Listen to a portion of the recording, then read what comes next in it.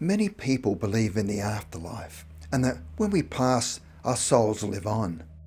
According to Aristotle, the soul is the principle of life. Hence, all living things, from plants to humans, possess souls. Many pet owners report seeing, hearing, smelling, or feeling the presence of their beloved pet after its death. The following are cases of people losing their pets and then being visited by the spirits of their deceased pets. OBE.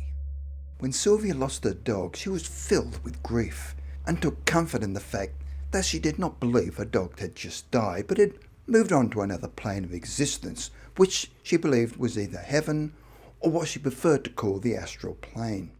The reason Sylvia believed that her dog had moved into the astral plane was that she herself believed in astral travel and claimed that she herself regularly travelled there.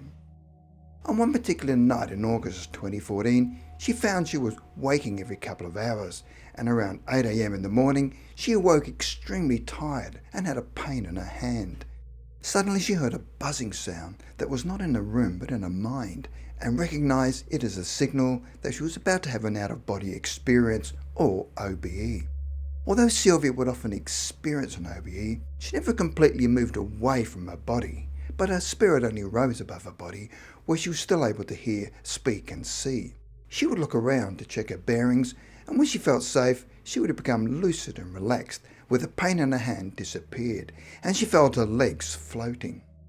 Although Sylvia's dog had died 2 months previously, she had already had brief contact with her, which had manifested itself as waves of affection and feeling the strong sense of a dog's personality. But one day, Sylvia decided to actually contact her.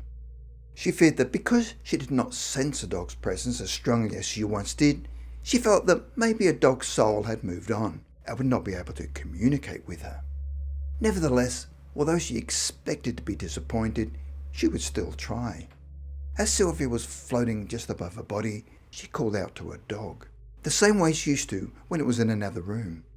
She then heard a bump and a stumbling sound and felt her hands touching her dog's head. Then a mattress sank in the same way it used to whenever a dog jumped on the bed when it wanted to be with her. Sylvia could suddenly feel her dog's ears and body, and stroked and ruffled its ears and started speaking to her. She could feel her dog pushing up against her as if she was seeking more attention and cuddles. Then all of a sudden, Sylvia found herself back in her body. Before she'd had the experience with her dog, she felt reasonably confident that there was life after death, but after cuddling and stroking her dog, she was certain that life continues and we just move into another dimension. Ginger. In 1984, Barry Child had a cat called Ginger, which he claimed was the only ginger cat in the neighbourhood. In October of that year, Ginger passed away at the age of 12, and so Barry buried Ginger in the backyard. 1 month later in November, he went out into the backyard and found it extremely foggy, but then all of a sudden he saw his cat Ginger walking towards him down the path and came straight up to his feet. He knew straight away that it was his pet cat, as it appeared to come directly from where he'd buried him, and it had unique ginger colouring. After what seemed a few minutes, his cat turned around and disappeared back into the mist, and he never saw him again. He felt certain that it was the spirit of Ginger coming back one last time to say goodbye. Laddie. The following incident took place in the 1950s in Hertfordshire in southern England, where a young girl called Elizabeth owned a golden cocker spaniel, who she called Laddie. Elizabeth and Laddie were extremely close, where Laddie would always meet her in the same spot when she came home from school. When Elizabeth was 11 years old and Laddie was only 7, he developed a serious illness and had to be put down. However, a short time later, when Elizabeth was returning home from school, she started to see a shadow of Laddie in the same place that he stood when he greeted her from school. His shadow would then follow her up to the gate of her house and then disappear. At first, Elizabeth did not tell her family what had been happening, but whenever she came home from school, his shadow continued to greet her in the same location, and they would walk home together. As winter approached and the days got darker, her father offered to meet her and walk home with her, but Elizabeth replied that there was no need, as Laddie would be meeting me in the same spot as he always did. Expecting her father to be shocked at what his daughter had told him, he said, "Oh, so you've been seeing him as well." It seems Elizabeth was not the only person in her family that had kept a secret about seeing the ghost of Laddie. Lurcher. The following incident took place in 1988 near Kidderminster, Worcestershire, central England. When Aaron Wood was 18 years old, he was riding home from Worcester on his motorbike. On this occasion, he was taking a back road to Kidderminster as his brake light was faulty. It was around 3:30 a.m. when his bike suddenly stopped and he realised he had run out of petrol. He then pushed his bike off of the road into a field and leaned it up against an old stone wall. He then sat down and rested against the wall, planning his next move. He realised that he would have to walk about 5 miles to the nearest service station, grab some petrol and then take a taxi back. As it was very early in the morning, he started to doze off to sleep. He was suddenly startled by the sound of something snarling and growling, and he suddenly sat up to find where the threatening sound was coming from.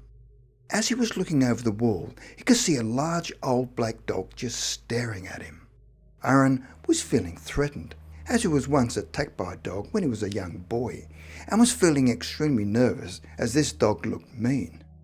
However, as they stood staring at each other, Aaron felt like it was not going to attack him, and felt it was safe to walk out onto the road to the service station, where the dog followed him for about 1 mile.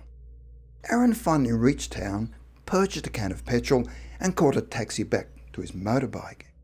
When they reached the location where he had left his bike, he noticed the back end of a truck hanging out of the wall, and the driver was waving his arms to get their attention.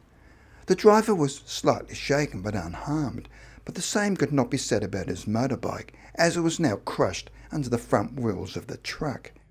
He also realised that it was where he had fallen asleep, and if the dog that appeared out of nowhere and not woke him up with its snarling and growling, he too would have been crushed under the wheels of the truck. Aaron would never know whether the growling dog was just a chance encounter or whether it was genuinely a ghost dog warning him to get moving as his life was in danger, but it saved his life. Mr. The following incident happened to Maureen Walker in Hestbank, Lancaster, northwest England. Maureen had been living at her current address since 1972. In that period, she owned several cats, and one particular cat went by the name of Mr. The cat lived in the house from 1979 to 1990 and had unique characteristics, and the family loved it dearly. If Mr. wanted someone to open the door, he would rattle the letterbox to get their attention.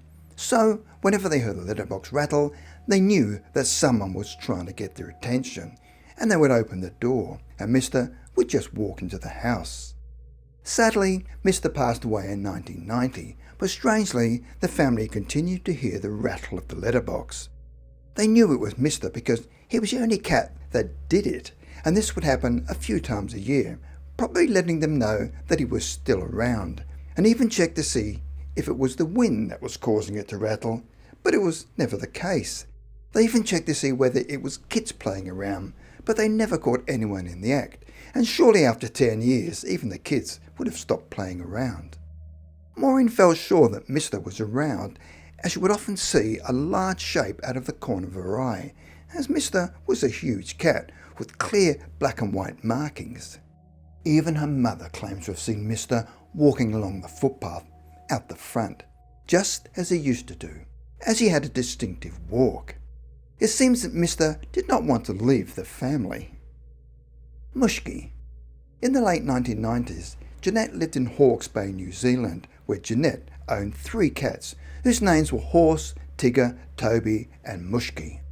Mushki came to the family 9 years previously as a black and white kitten with a dominant but affectionate personality who liked to sleep with Jeanette. Unfortunately, one night in March 1990, Mushki was crossing the road and was fatally hit by a car. However, it was not long before her family started to see a spirit around the house. Her mother first spotted Mushki running on the lawn, and then her father saw her standing at the door.